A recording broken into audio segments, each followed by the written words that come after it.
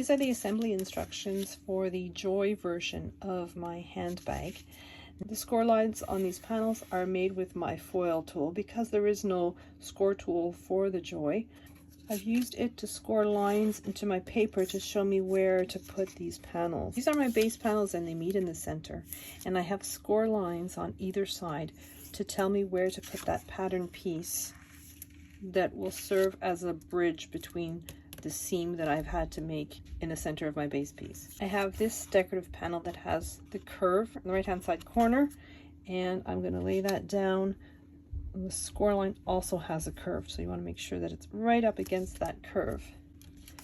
And then the one that goes on the left hand side has the curve right here on the left, and I'm going to make sure that it's down on that panel. I'm going to put glue from the score line in the center all the way to the edge, and then I'm going to take my pattern piece that goes in the center, I'm going to flip it over, and I'm just going to put just a thin bead of glue along the edge like this, and that's going to go right up against that score line. And then I'm going to flip my piece over, so I have my other piece, and I'm going to put glue on it right from this score line to the edge of my piece. And I'm going to also put a bead of glue right down edge like so, and I'm going to flip my piece around right up against the piece that I've already glued down. Now I'm just gluing down the decorative side, making sure that the lower rounded corner is on the right hand side, and I'm putting it on the right side of my panel. I'm doing the same with the left. The left hand side lower corner is rounded, and I'm putting it down as well. We're going to be doing that for the front panel and the back panel. They're identical. Next, there's the flap that goes at the top of the purse. There's one at the back and one at the front. Again, there's score lines made by my foil tool that are telling me exactly where to position my pieces. And you just want to glue them down, making sure that you're gluing them down within the score lines that are on the base piece. I have two rectangles, no score lines, just plain. I'm going to take the larger one of the two. That's going to be the bottom of my handbag. And I also have my side pieces here, and I've decided that I want the solid color to be on the outside. I folded on the score lines all the way down on that middle score line until I reach the top of that triangle, and then I just fold those triangular pieces down until they reach the peak of that triangle. And I've done that for both side pieces. So next I have these hinge pieces. They all have score lines down the center, and I've folded down those score lines and I've burnished them properly. I'm going to take the two shorter pieces and I'm just going to put glue on 1/2 lengthwise. I flipped my piece over because I want the pattern on the inside. I want the solid green on the outside, and I'm just putting my tab so that's exactly against the edge of my bottom piece when you fold it. And both points are exactly at the points of my rectangle as well. So I'm going to flip it the other way, and I'm going to do the exact same thing with the other hinge that's the same length. I'm just putting glue on the half of it lengthwise, and I'm just placing it so that it's exactly on the edge of my piece. And then I'm going to take one of these longer pieces, again scored, folded, and burnished in the center, and it's going to be placed along the bottom like so. And then I've got my fourth piece. I'm going to put glue on half of it. I'm just adhering it to the bottom piece as well. So now I have 4 hinges. They're the same length. I'm just going to take one of them. So again, I'm putting glue on half, and I'm adhering it right to the edge from corner to corner. And I'm going to do that for the piece on the other side as well. So I'm going to put glue on the hinge piece, putting my side piece exactly against it so that they're even at the top and the bottom, and they're right up against that fold line. And then I'm gluing my hinge downwards like so.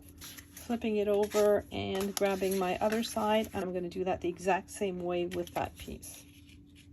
Alright, so now I have that smaller rectangle which is going to go on the bottom. So I'm just going to put glue along the entire surface of the rectangle, and then I'm going to fit it in so that there's right the center of my base. So this is the front of my handbag. So I'm going to glue the decorative flap at the top like so. And then I'm going to lay my front down against my bottom piece. And I want the corner of this tab to be right at the corner of my panel, and same with this tab right at the corner. So I'm just going to put glue all over my tab, and then I'm just going to flatten it right in position. It's a good idea to flip it over and just make sure position exactly where you want it. And now I'm going to do that the exact same thing for the other panel. So next I'm going to work on the buckles. I've cut my buckles out of Cricut foil craft board because I wanted something nice and sturdy, and I'm doubling them up so that they will be rigid enough to stay nice on my bag. Because the interior of the craft board is brown, I've actually run one of my Cricut pens along the edges just so that the brown won't show as much. So I'm going to glue my buckles together so that they're stacked up on top of one another like so.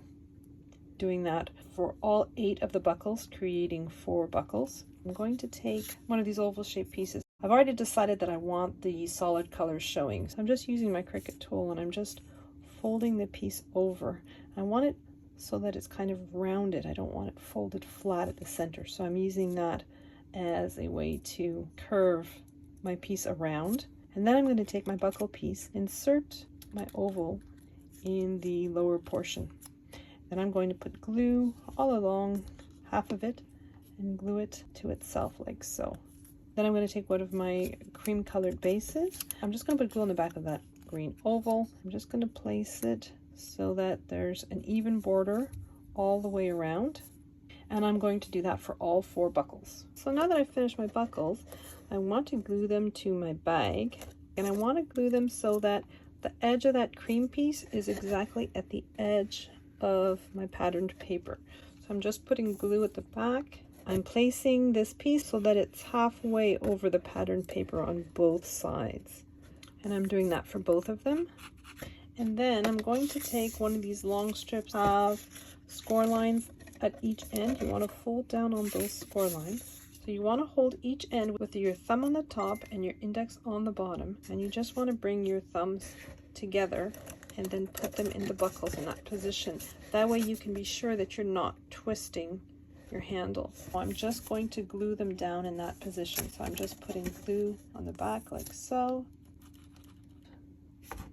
And then just gluing that piece to itself. And I'm doing that on both sides of the handle. So now that I've done it on one side, I'm going to flip my bag over and do the exact same thing on the other side. So next I have a little decorative piece that I've added that I'm gluing to the bottom of my bag like so on both sides. My zipper and my little label.